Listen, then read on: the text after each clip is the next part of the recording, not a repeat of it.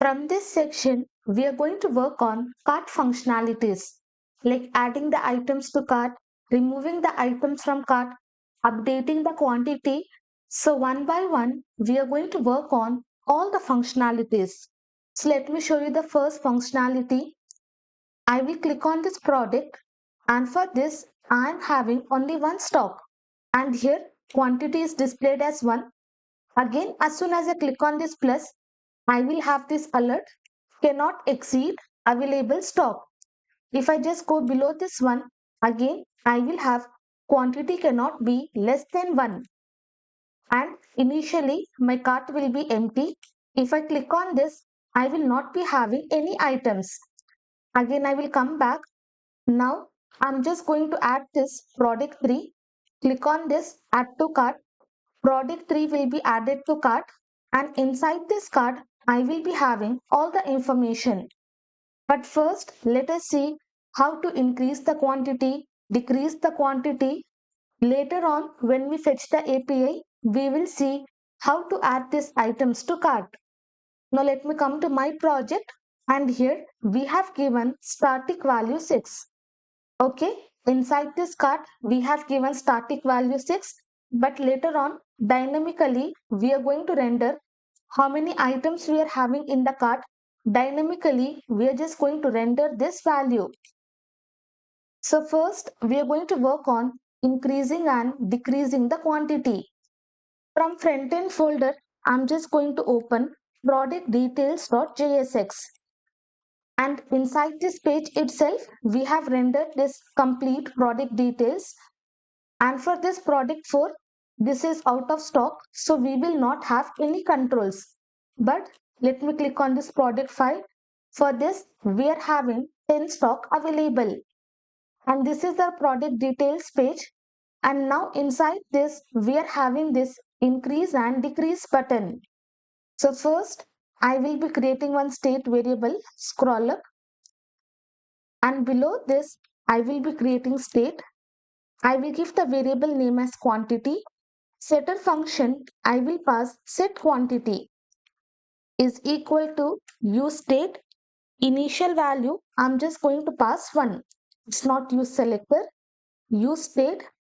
Initially, I will be passing 1. Minimum 1 quantity should be displayed. So that is the reason initial value I will be passing 1. Now copy this quantity, scroll down, and here if you see we are having this quantity controls, inside which we are having minus button, plus button, and this is our input field.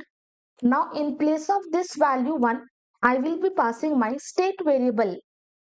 Now let me come to my project. Now you can see 1 is displayed. If I try to type something, nothing will be happening because we have passed read only, and also we are not firing on change event handler. Whatever value we will have for this quantity, that value will be displayed in our input field. Let me show in demo. I will come to products. For this product file, I will click on this. You can see quantity 2 will be shown. So whatever value I am having for this quantity, that value will be displayed in this input field. Now for this decrease button, I will be passing this on-click event handler. Inside this, I will be passing the function as decrease quantity. Same thing I will copy. For this increase button, I will be pasting. In place of decrease quantity, I will write increase quantity. Now copy this decrease quantity function, and above this I'm just going to create. Same way, I will just copy this entire thing. I will paste. In place of decrease, I'm just going to create increase quantity. As soon as I click on button, successfully, we should be having the result. Let me display alert, and here I will write hello. Come back, come to my project. If I click on this, successfully, we are able to click on the button and we are getting this hello. Now first, let us work on this increase quantity. Inside this, what I have to do, I just have to increase the value of my quantity. So I'm just going to access this setter function, paste it here. Inside this, I will be passing the callback function quantity, and whatever quantity I am having, each and every time whenever I click on this, I just have to increase the value by 1. So initially my value of quantity is 1. So as soon as I increase 1 plus 1, I will be having 2. Again, if I increase 2 plus 1, I will have 3. Now let me come to my project. So here I am having 1. As soon as I click on this, you can see successfully I am able to click on this button. But now the problem is I am only having 10 stock. But again, if I click, it keeps on going and I will not be having any alert message. So here above this, I'm just going to check for the condition. Above this, we are just going to check for the condition, and from product state, we have accessed complete product information. Let me just see log or not. I will inspect, and inside this, okay, this is my product details. Inside this, I am having this complete product information. Now what I have to access? I just have to access this product stock. You can see I am having product stock. So inside this if condition, I will be passing whatever product I got. From there, I'm just going to access stock property. If this product dot stock, if it is less than or equal to quantity, okay, this is a state variable. I will just open this. If my product stock, if it is less than or equal to quantity, suppose my product stock is 10 and quantity I have entered is 11. So in this case, I just have to display this alert message. Host dot error. Inside this, I will be passing cannot exceed available stock. Second, I will be passing this object position to be top center, and then auto close I will be passing 3000.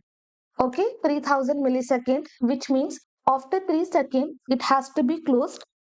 And what I will do, whatever error I am having, I am just going to remove that errors. So here I'm just going to dispatch this action, and finally I'm just going to return from this condition. Once I am having error, I should not proceed with other lines. Directly I should be doing immediate return. Now I will come to my project, close this. Let me refresh once. I will come to product. This is my product tree, and for this I am having only one stock.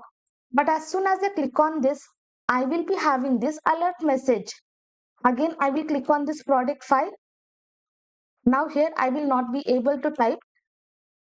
I am able to give 10 quantities, but as soon as I click on this, you can see now I will be having this alert message. Now in same way, we are going to work on this decrease quantity. But here what I have to check, let me just come here. If whatever quantity I am having, if it is less than or equal to 1, only then I have to give this alert. Copy, paste, and here I will be giving quantity cannot be less than 1. Again, position will be same. We are going to remove errors, and finally we are doing immediate return. And after this, what I have to do, using the setter function, each and every time when I click, I just have to decrease the quantity by 1. So here we have to pass -1. That's it. We only have to make this condition change, and accordingly we have to set our quantity. Now I will come to my project. Now if I click on this successfully, I am able to decrease the values. But let me show you what happens. Now I am having 1. Again, as soon as I click on this, I will have quantity cannot be less than 1. This is how we will be working with these buttons. But if we are not able to see the icons. So what we will do, we are just going to change the background color. I will open this product details.jsx, and here I'm just going to remove this hover effect. Save this, come to project. Now if I hover, you can see I will be having this result. Whatever stylings you want, accordingly you can proceed with that stylings.